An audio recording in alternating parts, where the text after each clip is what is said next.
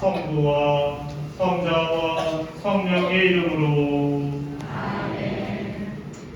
우리 주 예수 그리스도의 은총과 하느님의 사랑과 성령의 친교가 여러분 모두와 함께.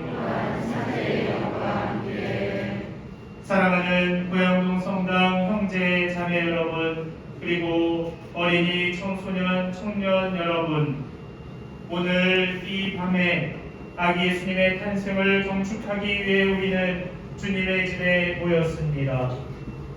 그동안 우리는 주님께서 오시기를 희망하면서 대립시기를 보내왔습니다. 이 밤 주님께서는 이 성전에 오시고, 그리고 또 다른 성전인 우리들의 마음에, 또 우리들의 삶에 와 주십니다.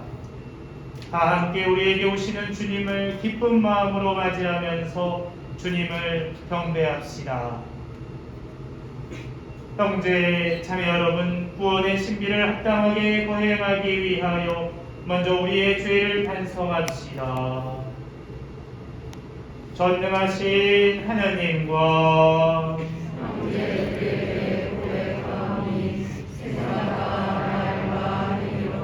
죄를 많이 지었으며 자주 임을 소홀히 하였나이다. 제 탓이요 저의 큰 탓이옵니다. 그러므로 간절히 바라오니 평생 공중이신 성모 마리아와 모든 천사와 성인과 형제들, 저를 위하여 하나님께 빌어주소서. 전능하신 하나님, 저희에게 자비를 베푸시어 죄를 용서하시고 영원한 생명으로 이끌어 주소서. 아멘. 이제 우리의 어두운 모습을 밝게 비추어 주시기 위해 구원의 빛으로 오시는 아기의 손을 만졌습니다. 모두 수고를 밝혀들고 아기의 손을 만졌습니다. 이 땅성가 99번입니다.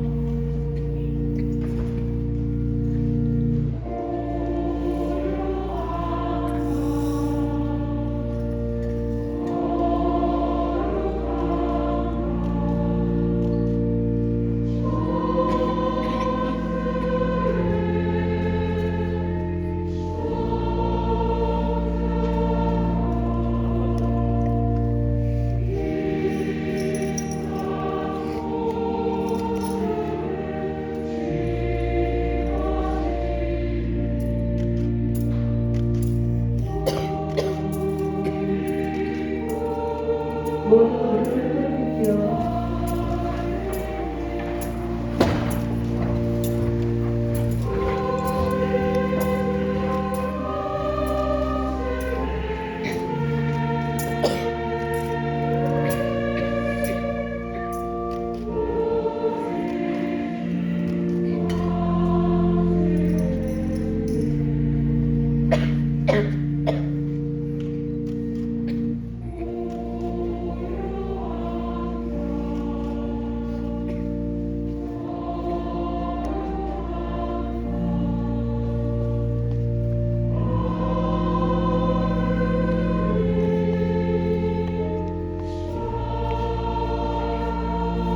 자리에 앉으십시오.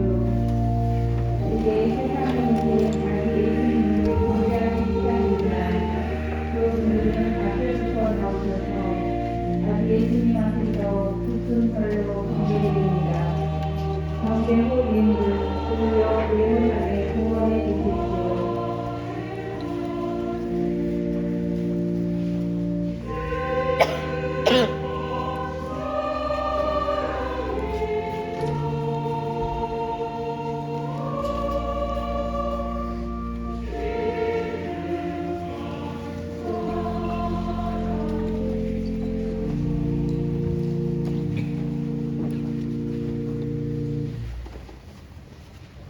예, 여러분들 성탄을 축하합니다.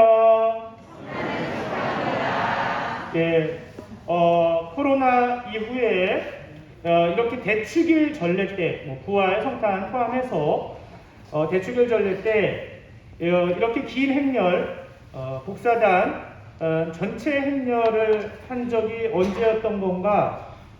독서자 행렬 입당하고 성체 분배자 행렬한 거 코로나 이전에 19년도에 하고 끊겼던 겁니다. 독서자, 성체 분배자도 같이 입당하지 않았었고 전체가 같이 하는 거는 정말 코로나 이후에 처음입니다.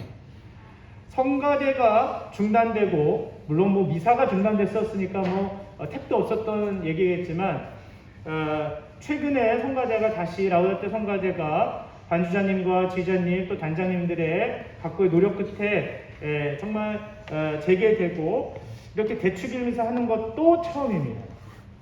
정말로 인원이 많이 오셔서 감격스러웠다는 게 아니라 정말 이렇게 모든 것이 재개되고 재개되는 마당에 모든 걸 완벽하게 재개되진 않았지만 이렇게 새롭게 같이 또 오랫동안 쉬었다가 나오신 분들도 있을 거예요. 이 자리에 주춤주춤 하다가 나오신 분들 그런 분들이 오신 것 자체가 너무 감격스럽다는 말씀을 드립니다. 지하 교리 강당에서 스크린으로나마 이렇게 지금 미사를 드리시는 분들 너무 감사하다는 말씀 드립니다. 그래서 내년 2023년도에는 회복을 위해서 저희가 더 노력했으면 좋겠고 사목적으로도 사목자만이 아니라 우리 신자 여러분들과 저희가 사목 그 목표 설정을 그냥 회복이 아니라 정말 이제 지속 가능한 회복을 위해서 노력하자. 반짝하는 게 아니라 어떠한 어려움과 환난과 이 위기가 오더라도 이게 지속 가능할 수 있도록 만들어 놓는 것이 중요하겠더라. 이런 겁니다. 이게 체계를 잘 잡아놔야 되겠다. 그래서 지속 가능한 회복을 위해서 열심히 기도하면 좋겠다 말씀을 드립니다. 그러면서 이제 성탄 메시지를 같이 나누고 싶습니다. 제가 오늘 여러분들 구유경배 이렇게 했는데 구유경배에서 가장 중요한 건 예수 그리스도 맞습니다. 맞는데 오늘 루카복음에 의하면 요셉과 마리아가 이제 베들레헴이라고 하는 다윗골로 올라갑니다. 호적 등록을 하기 위해서. 근데 그 중간에 해산을 하게 돼요. 임신은 중이었기 때문에 해산딸이 사가지고 거기서 이제 아이를 낳게 됩니다. 마리아가. 해산한 장소, 그러니까 예수님이 태어난 곳은 어디라고 성경에 적혀 있습니까? 어디? 구유라고 적혀 있습니다. 구유라고. 이번에 여러분들 오시면 이렇게 쭉 보겠지만 이번 구유는 그 작년과는 좀 작년 매년 달라요. 매년 조금씩 다릅니다. 코로나 때 한창일 때는 코로나도 매달아 놓은 거 기억나십니까? 우리가 코로나도 매달아 놓고 막 그랬었죠. 여러 가지 상징적인 의미들이 있었는데 이번에는 그러니까 전통적인 의미에서의 그 구유라고 여러분들이 머릿속에 이미지화되어 있는 거 있잖아요. 지푸라기 있고 나무 허름한 마곡간 외양간 같은 그냥 막 지푸라기 깔려 있고 지붕 대충 달도 보이고 해도 보이는 저기 해는 안 보이군요. 별도 보이고 이렇게 허름한 그런 초가집 같이 이렇게 있는 지붕이 있는 구유가 보통 여러분들 머릿속에 있는 구유인데 없습니다. 틀을 깼죠. 대신 뭐가 있습니까? 뒤에 약간 여러분들 보시기 맨 왼쪽이 동행아파트 4단지예요. 동행아파트 저쪽이 현대, 오방, 여기 삼성아파트, 삼성 그리고 저쪽에 상공마을 보라빌라, 좀 낮은 거는 빌라 그쪽, 그쪽을 지금 해놓은 거죠. 5단지인가? 가깝니다. 아무튼 그렇게 생겼습니다. 지금 딱 똑같이 생겼죠. 물론 고양동을 뭐 형상화한 건 아니겠습니다만 저는 여기에서 이제 구유에 대해서 이야기를 해보고 싶습니다. 예수님이 태어난 곳이 어디냐고 물으면 다 어디라고 대답해. 예를 들면은 동아나, 예수님 어디서 태어났어요? 마곡간이야. 아니 봐봐요. 애들은 성경은 구유라고 적어놨습니다. 성경 마곡간이라고 적어놨어요? 안 적어놨어요? 마곡간이라는 단어 있어요? 없어요? 없습니다. 목자들에게도 주님의 천사가 양떼를 지키던 목자들에게 나타나서 알려준 구세주가 태어난 장소도 어떻게 얘기해요? 너희는 포대기에 쌓여 구유에 누워있는 아기를 보게 될 터인데 그것이 너희를 위한 표징이다. 오늘 루카복음 2장 12절에 구유라는 단어만 반복되지 마곡간은 안 나옵니다. 우리가 사실 마곡간이냐 그게 외양간이냐 그게 어디냐 알아보는 것은 큰 의미가 없습니다. 물론 제가 2019년도에 그냥 농담 삼아서 말씀드렸던 것 중에 하나는 굳이 따지자면 외양간이에요? 마곡간이에요? 사실 굳이 따지자면 마곡간입니다. 왜 마곡간이라고 했어요 제가? 예수님의 엄마가 마리아. 예수님의 엄마가 마리아. 그래서 그래서 애들이 다 마곡간이라고 얘기하지 소는 아닙니다. 어쨌든 소는 아니죠. 그런데 사실 그게 마곡간이냐 외양간이냐 가축이 어떤 헛간이냐 뭐냐 이거는요 큰 의미가 없습니다. 중요한 건 이 구유라고 하는 루카복음서가 기록하고 있는 이 단어, 이 구유가 갖고 있는 상징성을 포착하는 것이 중요합니다. 중요한 건 뭐냐면 어째서 세상과 인류를 구원할 예수 그리스도께서 구유에서 탄생하셨냐 이겁니다. 왜 구유냐? 왜 구유예요?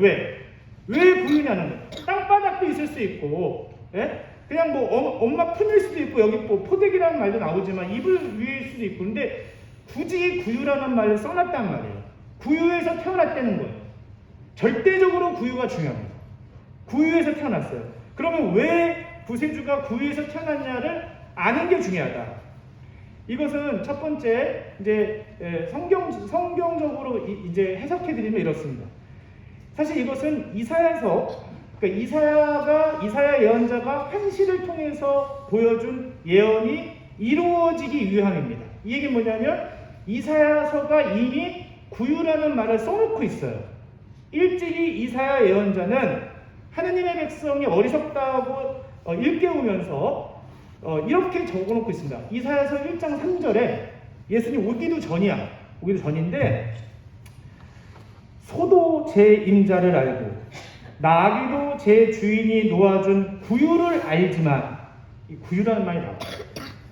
소도 제 임자를 알고 나귀도 제 주인이 놓아준 구유를 알건만 이스라엘은 알지 못하고 나의 백성은 깨닫지 못하는구나 그럽니다.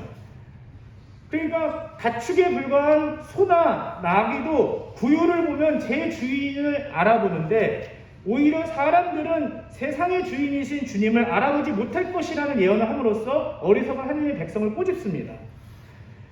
이사야서에서 이때 이제 이사야서가 얘기하는 이 구유는 주인과 가축을 이어주는 매개의 기능을 합니다. 매개로서 기능합니다. 이게 구유가 굉장히 중요한 거예요. 주인과 가축을 이어줍니다. 구유를 매개로 해서 주인과 가축은 서로가 서로를 알아보고요. 누가 주인인지 알아요. 누구 가축인지도 알아요. 그 인격적인 관계를 맺는다는 뜻입니다. 뭐를 매개로? 구유를 매개로. 이 구유가 굉장히 중요합니다. 이사야서가 구유라고 라는 뜻으로 사용한 에보스는요, 에보스라는 단어가 있는데 이 구유라고 번역을 해놨는데 이거를 뭐 여물통이라고 해도 돼요, 사실은요. 뭐 동물 밥통이라고 해도 되고요, 돌구덩이라고 해도 돼요, 사실은. 근데 굳이 구유라고 해놨죠. 어쨌든 에보스라고 하는 단어는 가축 따위를 살찌우게 한다는 뜻을 갖고 있는 동사입니다.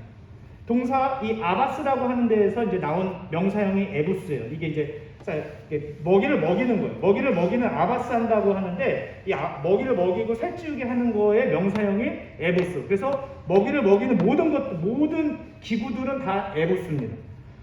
여기서 파생된 명사인 건데 소나 말, 양 따위 가축들에게 그러니까 에보스는 구유는 자신을 먹이고 키우고 돌보는 주인의 사랑과 의지가 담긴 생명의 밥그릇이었던 겁니다.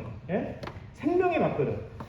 구유를 통해서 가축들은 몸집이 커지고 생명을 유지하는 거 맞지만 단순히 먹이를 먹는 것에 그치지 않고 동시에 가축들도요 굉장히 인격적입니다. 주인의 사랑을 고스란히 느끼며 안정을 취할 수 있는 것이 곧 구유입니다. 기다려. 안 돼. 막 먹으려다가 안 돼. 막 가만히 있죠. 예. 이 인격적인 관계, 주인 말만 들어요, 또. 엄마 말만 들어요, 반려견들이. 자, 그래서 고대로부터 가축은 한 가문의, 한 집안의 아주 중요한 재산이었습니다. 말이 몇 마리 있는지, 소가 몇 마리 있는지, 개가 몇 마리 있는지가 중요했어요. 양이 얼마나 있는지. 그래서 주인은 가축을 자기 자식처럼 보살폈고, 가축을 먹이는 이 구유는 단순한 여물통이 아니라 그래서 주인과 가축이 맺는 인격적 관계의 상징이 됩니다. 이 구유는. 구유를 그래서 깨끗이 닦아요. 왜 깨끗이 닦아? 내 새끼들이 먹을 거니까. 예? 얼마나 소중하게 하는데 여기 하다가 개가 걸려가지고 뭐 하면 이 밥그릇 치워요. 다시 바꿔줍니다. 잘 먹게 하려고. 주인은 이 구유라고 하는 상징성이 얼마나 중요하냐면 주인은요 또 구유에서 자신이 돌보는 자신이 먹이를 먹이는 가축들과 대화를 나눕니다. 일과를 나눴어요. 실제로 주인이 구유에서 가축이랑 말을 합니다. 반일로 고단했던 가축들의 어깨를 쓰다듬어 줬어요. 주인이. 그러면서 어깨를 두드려주면서 뭐라고요? 오늘 힘들었지? 말한테, 나귀한테, 아이고 오늘 고생했어, 오늘 많이 먹어. 동물한테, 이건 동물이 아닌 거예요. 그러면서 나귀 어디 내 소가 다리가 부러졌어, 아픈 곳을 싸매줍니다. 어디서? 구유에서. 지쳐 있으면 애가 밥을 못 먹어, 우리 애가. 그러면 지친 눈을 감겨줍니다. 그리고 때로는 이 구유가 먹이통만이 아니에요. 뜨거운 물을 담아서 씻겨주는 것도 어디예요? 구유입니다. 구유. 이리 와, 뜨거운 물로 씻겨줍니다. 가축들이 해산을 하잖아요. 소나 말이나 해산을 아기를 낳아요.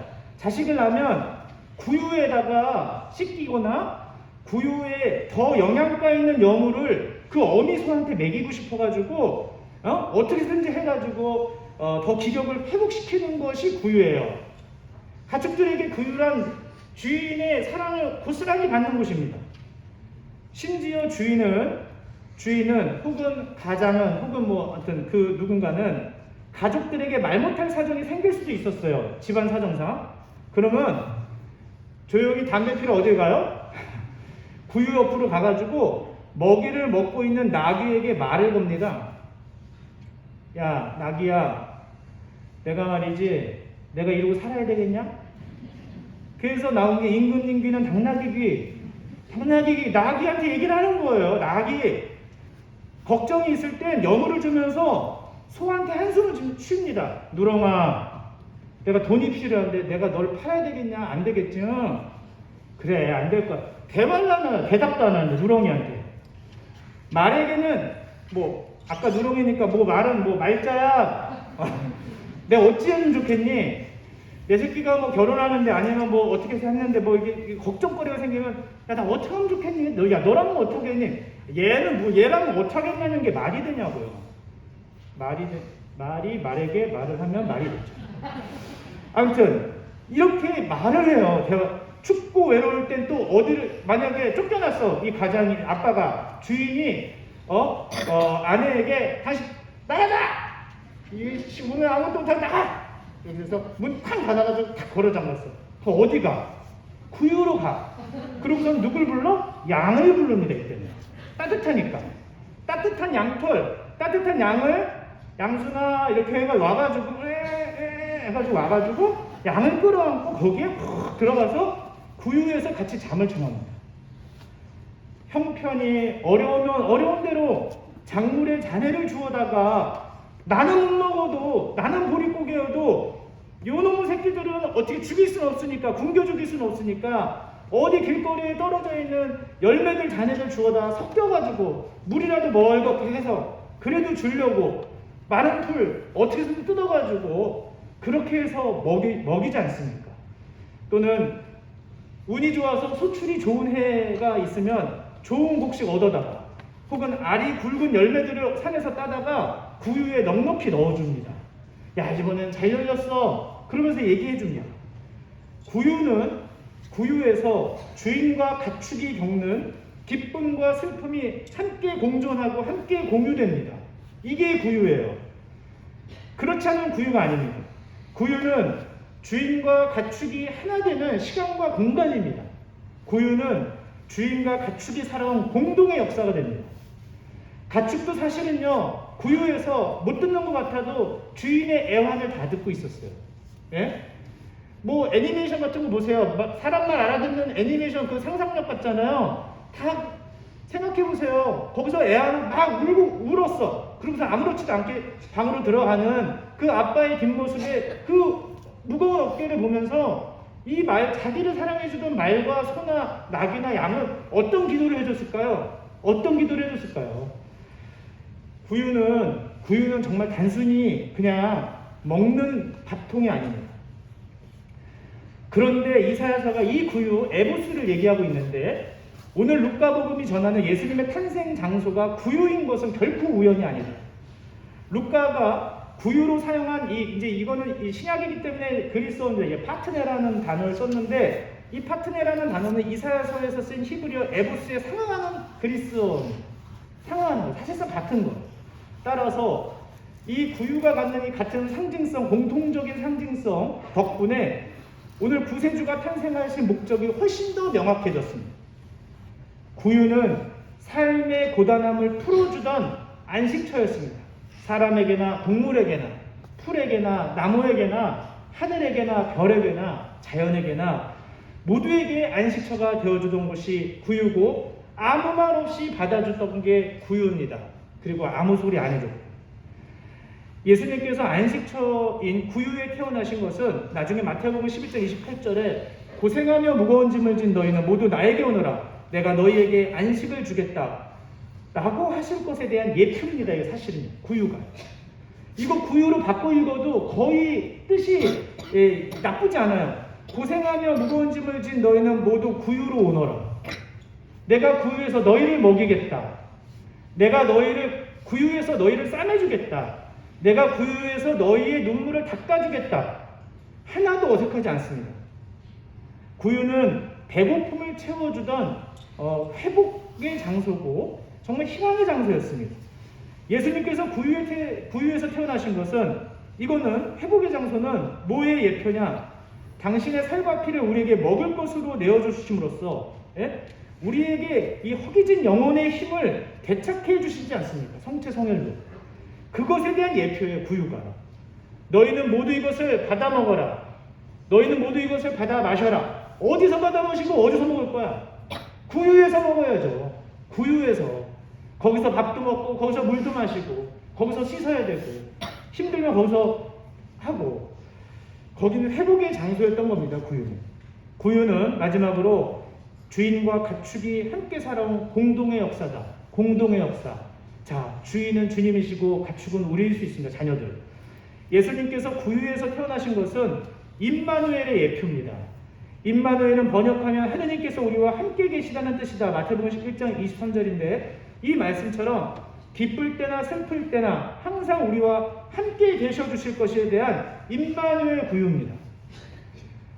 그야말로 구유는 번역하면 주인님께서 우리와 항상 함께 계셔 주셨다 입니다. 구유가 그토록 중요한 건 그 때문입니다. 구유에서 태어나신 주님 안에서 우리는 당신의 몸을 먹고 당신께 영혼의 생기를 얻습니다. 그래서 구유는 하느님의 자비가 드러나는 강생의 신비이며 살면서 항상 간직해야 하는 내 마음의 보석상자입니다. 내 마음의 보석상자에 노래 있지 않나? 해바라기 노래. 갑자기 이거 부르고 싶네 또. 여러분의 구유는 어디입니까? 왜 우리 헌화 회장님이 매년 정말 머리를 쥐어짜면서 구유를 만들고 정성껏 이렇게 합니까?